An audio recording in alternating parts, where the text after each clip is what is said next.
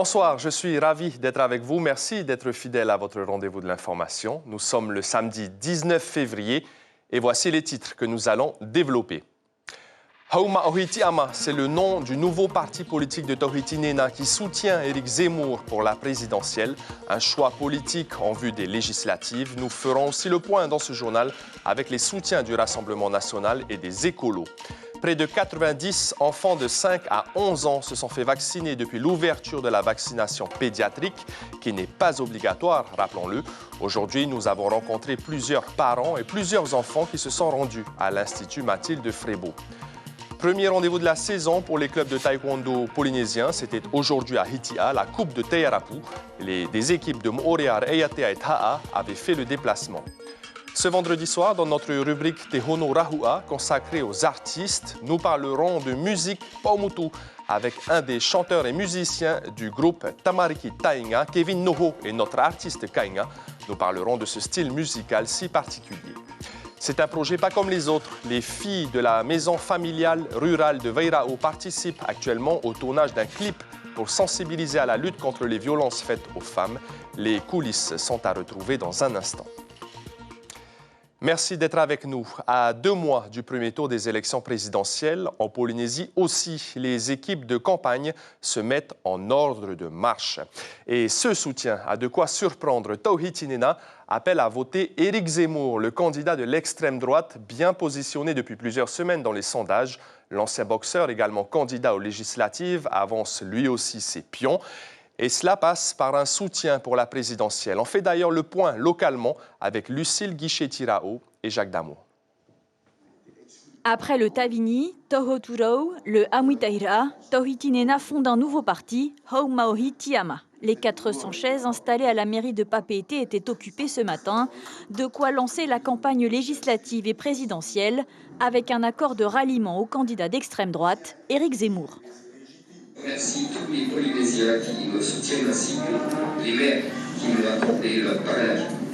Et je peux vous dire que j'apporterai toute l'attention nécessaire à la Polynésie. C'est écrit également pour l'investiture aux prochaines législatives. Donc le mouvement Hauma Ohiti Ama que je préside et le mouvement La Reconquête vont travailler ensemble pour les législatives, jouer l'investiture. C'est clair qu'en ce qui me concerne, je suis pour la souveraineté associée à la France. Toujours à l'extrême droite et sans surprise, pour la 3e élection présidentielle, Tenati renouvelle son soutien à Marine Le Pen pour le Rassemblement national avec un programme en 12 points pour la Polynésie. Le chaos, aujourd'hui, les Français l'ont subi. Je pense qu'il y a une dizaine de millions de personnes qui sont en France en souffrance réelle parce que le pouvoir d'achat a tellement diminué qu'aujourd'hui ils sont sous le seuil de pauvreté. Et je pense aujourd'hui qu'Emmanuel Macron peut être battu par Marine Le Pen au 2e tour. Sans surprise non plus, Heyura Les Verts soutient depuis 25 ans le candidat écologiste. Cette fois-ci, ce sera donc Yannick Jadot. Est-ce que notre dépendance complète sur le fait que nous importons le fossile nécessaire pour nos transports, les véhicules, les bus, les trucks, les voitures, est-ce que nous sommes en capacité aujourd'hui de produire quelque chose à partir de l'hydrogène par exemple, et notamment de l'hydrogène vert, que nous pouvons réfléchir sérieusement avec la candidature d'un président écolo. Dans la course aux 500 parrainages, les 2 candidats d'extrême droite peinent à faire le compte. 291 signatures pour Éric Zemmour, 366 pour Marine Le Pen. Ils ont jusqu'au 4 mars pour atteindre le seuil, faute de quoi ils devront se passer de l'élection. Et Tawhiti Nena sera candidat aux législatives dans la première circonscription. Dans la seconde circonscription, ce sera Pamela Otsenasek. Pas encore de candidat annoncé dans la 3e circonscription. On parle santé désormais. 3e samedi de vaccination pédiatrique aujourd'hui à l'Institut Mathilde Frébeau. Depuis le début de la campagne destinée aux 5-11 ans, près de 90 enfants se sont fait vacciner. Herevei Hoata et Hubert Liao sont allés justement à la rencontre des familles qui ont décidé de franchir le pas. Regardez. Mes parents et mon grand frère sont vaccinés et je voudrais bien aussi me faire vacciner. Et t'as pas peur? Non. J'ai envie de protéger mes proches, mes amis et pour pas que j'ai le corona.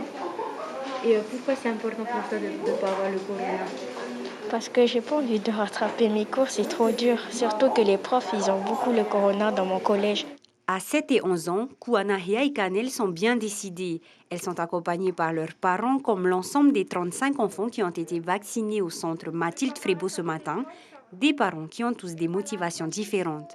En tant que maman et mon mari, nous sommes déjà vaccinés. Alors on a préféré aussi faire vacciner notre fille pour qu'elle soit protégée et qu'elle puisse être protégée, protéger les autres aussi. Voilà.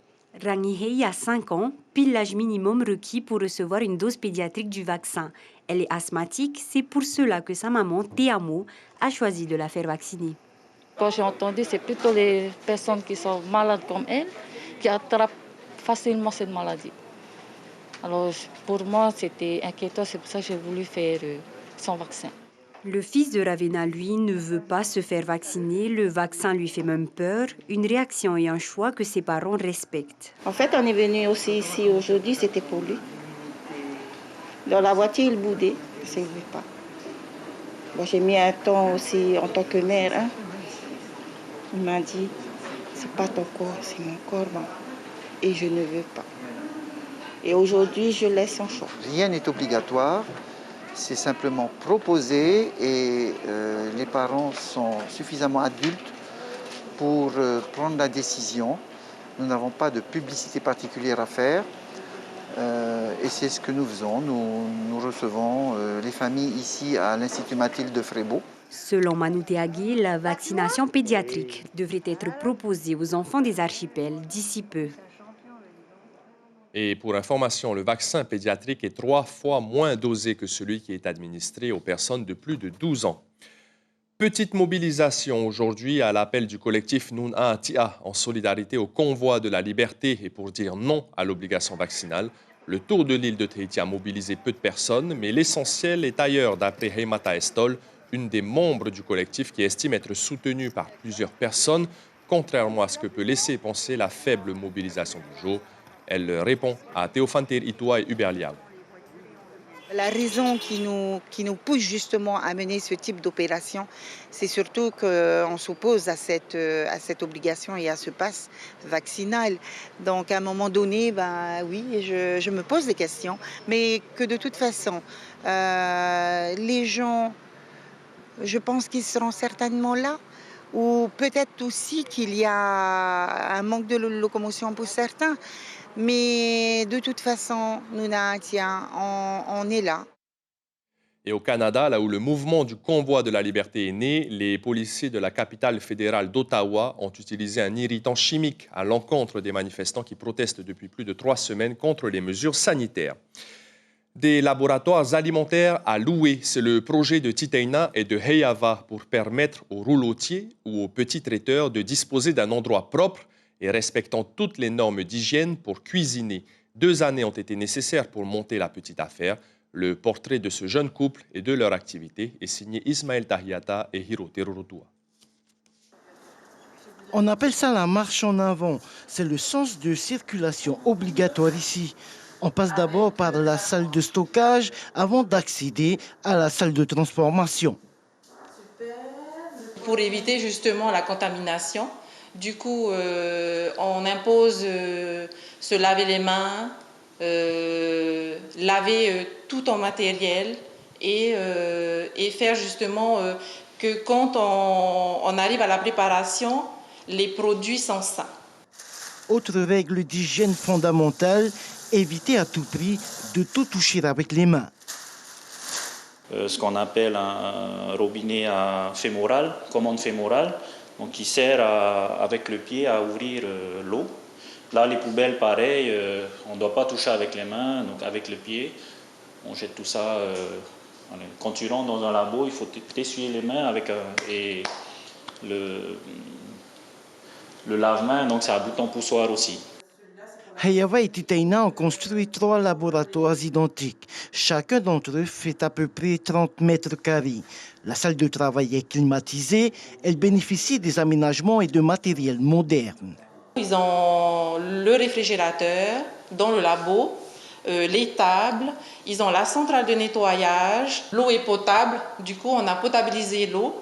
De quoi nettoyer pour justement que ça soit aux normes d'hygiène. Dans la zone de stockage, il y a des étagères, il y a le lave-main aussi et des frigos. Des toilettes, des vestiaires, un local poubelle avec siphon comme en cuisine et des fosses surdimensionnées pour mieux traiter les eaux usées. Les travaux plus l'achat du terrain, un investissement de 40 millions. Et il fallait convaincre la banque de nous faire confiance. Ça n'a pas été facile.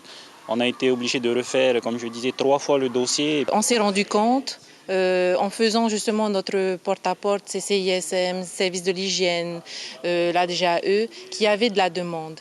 Du coup, on voulait vraiment répondre à cette demande et justement aider ces petites entreprises qui viennent de se créer, de pouvoir se lancer. Depuis le début de la semaine, les laboratoires sont opérationnels. Les premiers arrivés pourront bénéficier d'un tarif de lancement à 900 francs de l'heure.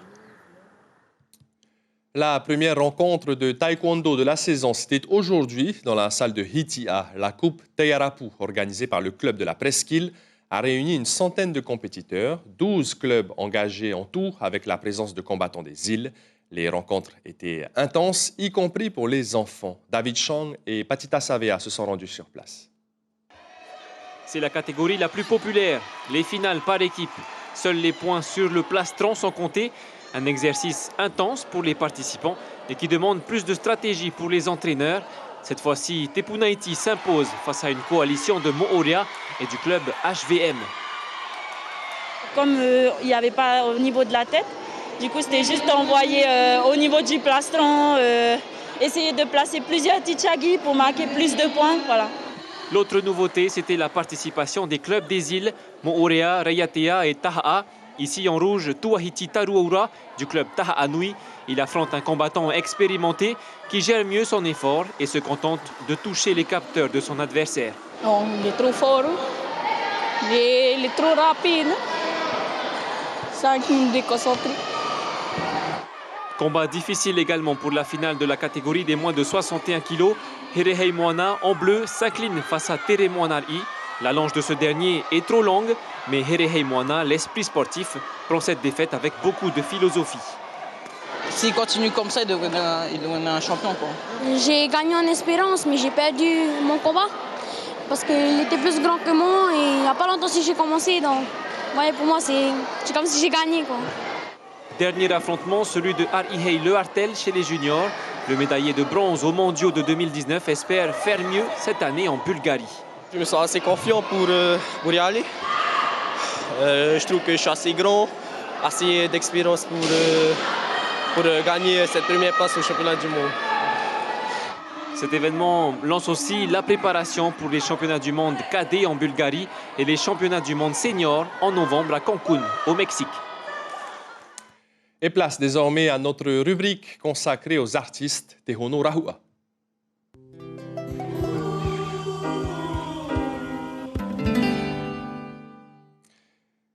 Ce samedi soir, nous avons le plaisir de recevoir un musicien Kainga, un Paumutu, Kuraora, Kevin Noho. Kuraora. Alors, vous êtes membre du groupe Tamariki Tainga avec un style Kainga. D'abord, est-ce que vous pouvez nous montrer ce qu'est le style Kainga, là, en live? Okay.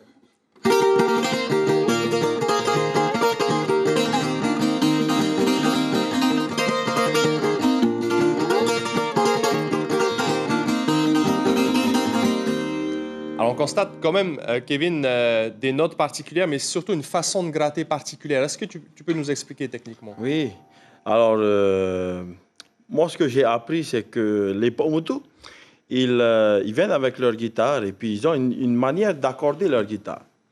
Ce que j'ai appris, moi, c'est 5 différents réglages de guitare, avec 5 réglages différents. Et puis, ils jouent avec 5 guitares et tous ensemble rassemblés. Et il y a une certaine harmonie dans la façon dont ils frappent la guitare et puis avec le son de la guitare. Et puis, c'est ça ce que j'ai appris. Et vous avez appris en famille, puisque vous avez fondé le groupe Tamariki Tainga et aussi le groupe Hirinaki Sound avec Fenuakura Buyar qui nous a quittés récemment. Lui aussi, c'était vraiment un virtuose du ukulélé. Alors, avec Fenuakura, c'est mon cousin côté de ma maman, côté Fareata. Moi, avec mon papa, nous sommes de Tainga sur Tamariki Tainga.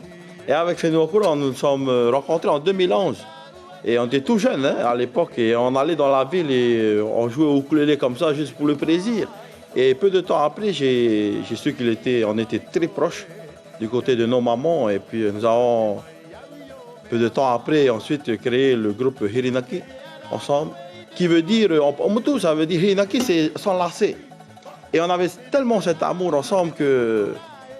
une fois, en allant sur le plateau de Faremaori, on s'était dit, on va appeler notre groupe ensemble Hirinaki, qui veut dire s'enlacer. Et c'est vraiment l'amour de la musique Motu qui vous fait aujourd'hui fabriquer des ukulélés, puisque vous êtes aussi fabricant de ukulélés, et donc vivre de la musique kainga en l'occurrence. Oui, alors mon papa m'a appris, avec tous mes frères, il nous a appris à fabriquer un ukulélé. Et en allant... J'étais en mission pendant 2 ans et en revenant de ma mission, j'avais fait une école séculière sur l'hôtellerie. Et en revenant, je ne sais pas, peut-être le son la musique vous a rappelé. Du coup, j'ai plus suivi mon cursus hôtelier et je me suis mis à la musique et j'ai commencé à faire ce dont j'aime vraiment. Kevin, vous avez 30 ans, mais on voit souvent des anciens, des Matahiapo jouer la musique kainga des Tuamotu. Est-ce que les jeunes s'intéressent à ce style-là? Je pense que ça commence. Avec moi, je vois sur mes demandes de ukulélé, j'ai beaucoup de jeunes, beaucoup d'enfants, beaucoup de parents qui viennent acheter des ukulélés pour leurs enfants. Donc je pense que ça recommence à avoir ce désir de jouer un instrument, quoi. Clairement, la musique kainga fait partie du patrimoine Motu, quand vous en discutez entre vous. Exact. Je trouverais dommage que toutes les façons dont jouent les Motu soient... Enfin, que l'on perde de cette façon de jouer, quoi, après, si personne ne reprenait. Il nous reste quelques dizaines de secondes, peut-être un petit air de kainga au ukulélé. Cette fois, Kevin, rapidement, une petite 20 secondes, parce qu'on va vous retrouver à la fin de ce journal, mais juste qu'on ait vraiment cette résonance.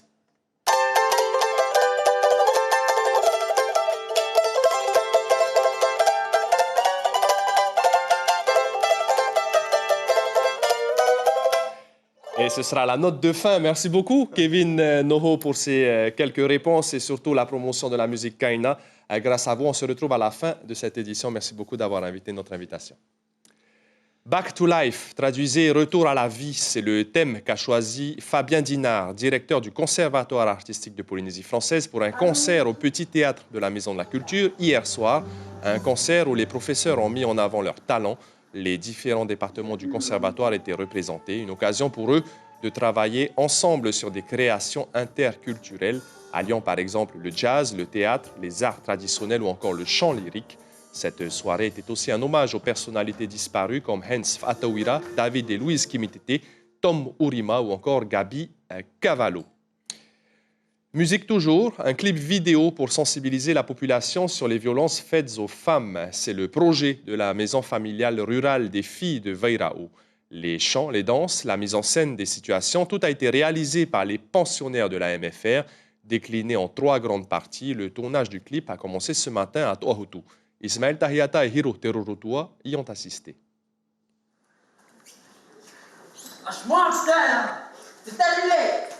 C'est sans doute la scène la plus violente du clip. Un homme repousse brutalement sa compagne.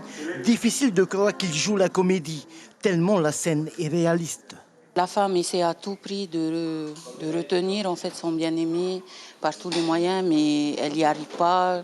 Lui, il est tellement déterminé en fait à quitter la maison, c'est comme s'il n'arrivait plus à la supporter. Le départ d'une personne marque toujours l'esprit de l'autre. Un départ, c'est toujours difficile. La maltraitance des femmes au cœur du scénario. Et ce ne sont pas les exemples qui manquent, que ce soit à la maison ou ailleurs. Ce que j'ai vu, c'est la femme, elle ne pouvait pas vraiment se défendre. Et comme le mec était grand, et du coup, quand on l'a tapé, elle était souvent par terre, traînée. Et du coup, ça nous fait mal aussi. Autre lieu de tournage, le marais de N'Uteri. Les danseuses de la maison familiale rurale de Weira Ofi entrent en jeu. Elles sont à l'origine des paroles de la chanson, des pas et des gestes de la chorégraphie. Ça raconte en fait que dans le couple, ça va ça peut aller très mal et la femme à ce moment-là peut se sentir perdue, voire peut aller vers le suicide. Et c'est de lui raconter justement après ou de lui dire qu'elle a la possibilité d'être aidée et qu'elle a la possibilité de se relever et qu'elle peut devenir une guerrière. Ce projet pédagogique est destiné à la Polynésie, aux jeunes femmes surtout qui subissent encore cette violence. Les femmes ont cette peur, ont cette honte d'avouer, de dénoncer ces violences. Et nous, on veut apporter cet espoir de bien vouloir parler, d'en parler avec plusieurs personnes parce qu'il y a des gens ici qui peuvent écouter et qui peuvent les aider. Une fois terminé, le clip vidéo sera présenté aux maisons familiales rurales de métropole. Le thème retenu pour cette année, la femme libre. Votre émission locale sur les mariages Honoipo, la saison 2, débute ce soir. 5 nouveaux couples sur le point de se marier ont accepté de partager ce moment avec Tuyana et Moena à la clé. Et grâce à vos votes SMS, l'un d'eux remportera un voyage de noces. L'information principale de ce samedi 19 février, Tauhiti Nena a officialisé la création de son nouveau parti politique, Hauma Ohiti Ama, avec un soutien au candidat à la présidentielle Éric Zemmour et surtout une alliance en vue des législatives au parti Reconquête. En Polynésie, les soutiens aux différents candidats à l'élection présidentielle se mettent en ordre de marche. À la télévision, ce soir, comme je vous l'ai dit, le début de la saison 2 de Honoipo, puis à partir de 20h35, les Jeux olympiques d'hiver de Pékin qui touchent bientôt à leur fin. C'était le journal préparé par l'équipe technique et la rédaction. Merci pour votre fidélité. Je vous retrouve avec grand plaisir demain soir. On se quitte sur une petite chanson Kanya de notre invité Kevin Noho. Warika.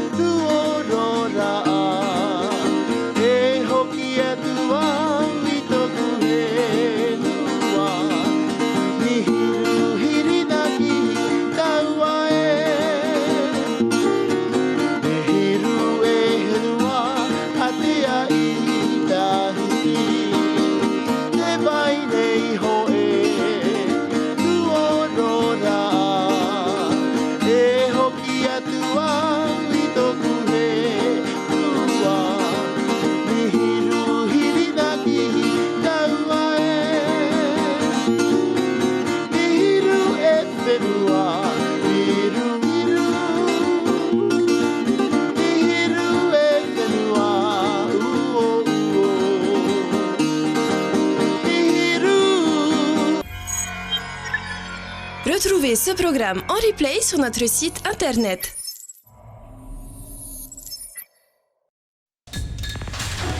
L'information en continu sur Polynésie la première, internet et réseaux sociaux.